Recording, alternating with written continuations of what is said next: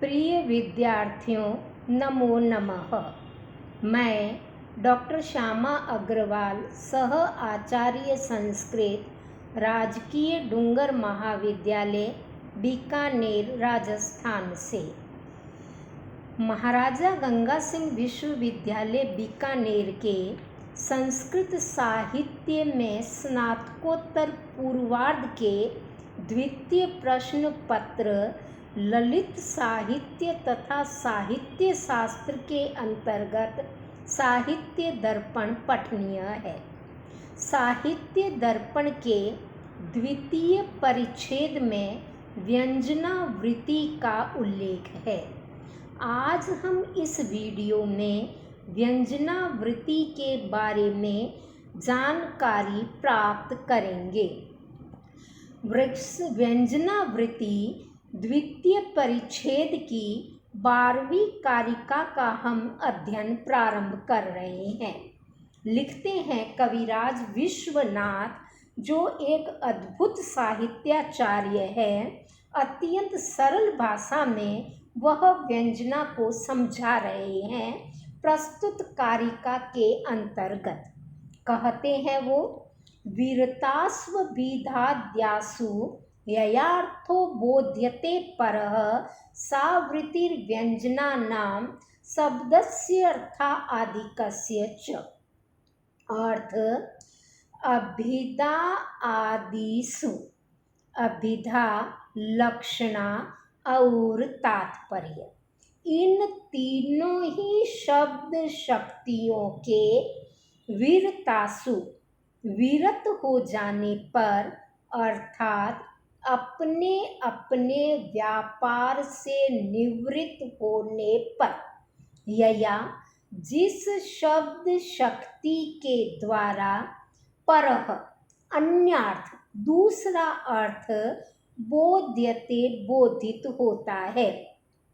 यह दूसरा अर्थ न तो वाच्यार्थ होता है, न लक्ष्यार्थ होता है और न ही तात्पर्यार्थ होता है, अपितु इन तीनों ही प्रकारों के अर्थों से अलग एक भिन्न अर्थ का बोधन होता है। वो जिस शब्द शक्ति के द्वारा होता है, उस शब्द शक्ति का नाम है व्यंजनावृत्ति। सा नाम व्यंजनावृत्ति। उस शक्ति का, उस वृत्ति का, उस व्यापार का, उस शब्द व्यापार का नाम है व्यंजना। यह जो व्यंजना शक्ति है, ये शब्द और अर्थ आदि में रहती है। अर्थात कहीं पर यह शाब्दी व्यंजना होती है तथा कहीं पर यह आर्थी व्यंजना इत्यादि होती है। यह तो कारिका है। इसके अनंतर पंडित विश्वनाथ ने वृत्ति भी लिखी है।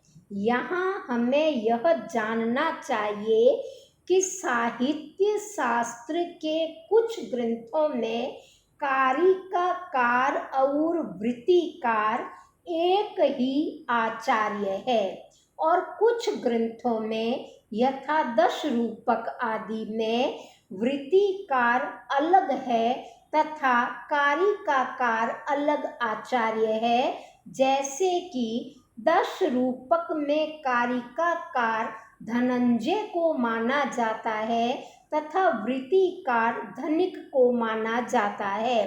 परंतु साहित्य दर्पण में विश्वनाथ ने ही कारिकाएं लिखी है और विश्वनाथ ने ही उसके नीचे समझाने के लिए सरल शब्दों में टिप्पणी के रूप में, व्याख्या के रूप में वृत्ति लिखी है, जिसे हम कारिका का एक्सप्लेनेशन समझ सकते हैं। वृत्ति में आचार्य कहते हैं, शब्द बुद्धि कर्मणाम विरम्य व्यापार अभावः। शब्द, बुद्धि और कार्य, कर्म, इनका एक बार यदि विराम हो जाए तो पुनः उसी रूप में व्यापार का अभाव होता है।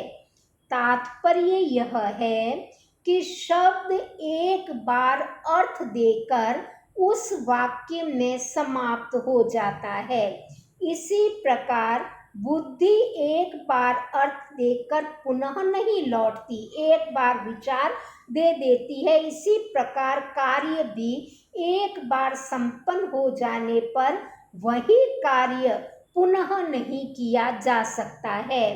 तो ये नियम है कि शब्द, बुद्धि और कार्य और कर्म अगर एक बार संपन्न हो जाए तो पुनः उसी अवस्था में वह उसी व्यापार को करने में असमर्थ होता है।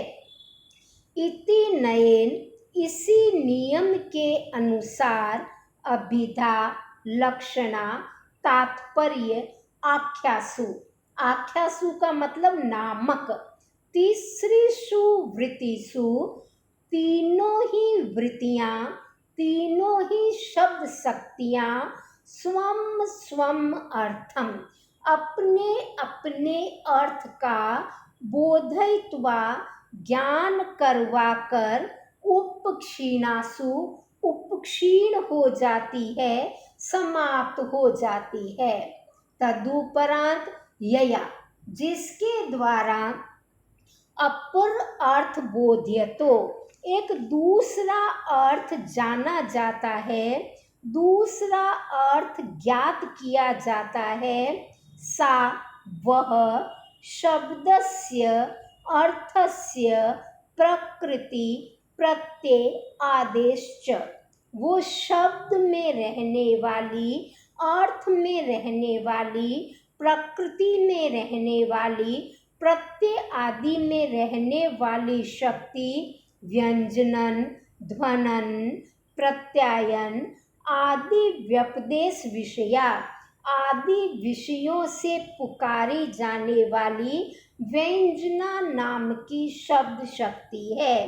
भावार्थ यह है कि वह कभी शब्द निष्ठ है, कहीं अर्थ निष्ठ, कहीं प्रकृति निष्ठ या प्रत्यय निष्ठ।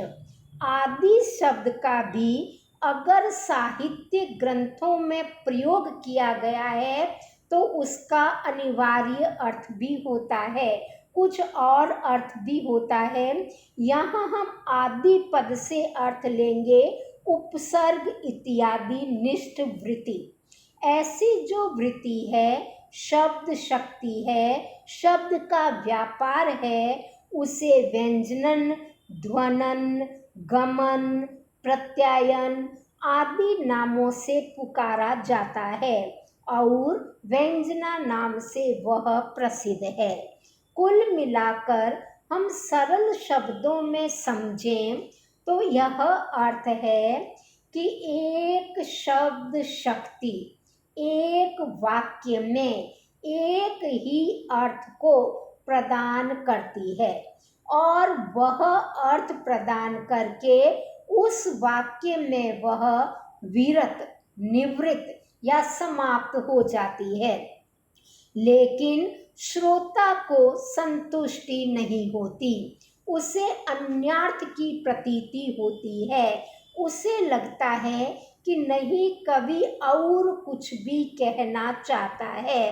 तो जब अभिधा अपना अर्थ देकर समाप्त हो जाए, लक्षणा भी अपना अर्थ देकर समाप्त हो जाए और तात्पर्य नामक जो कुछ लोग मानते हैं, कुछ साहित्याचार्य मानते हैं, वह शब्द शक्ति भी अपना अर्थ देकर समाप्त हो जाए, फिर भी विद्वान श्रोता की जिज्ञासा शांत न हो, उसे अन्यार्थ की बारंबार प्रतीति हो, तो ये तीनों शब्द शक्तियां तो अब कार्य कर नहीं सकती, क्योंकि ये तीनों तो अपना अर्थ देकर निवृत्त हो चुकी है। तो जिस अन्य शक्ति के द्वारा अन्यार्थ की प्रतीति होती है, उस शब्द शक्ति को व्यंजना कहा जाता है। यह शब्द और अर्थ आदि में रहती है और इसे व्यंजना नाम से कहा जाता है।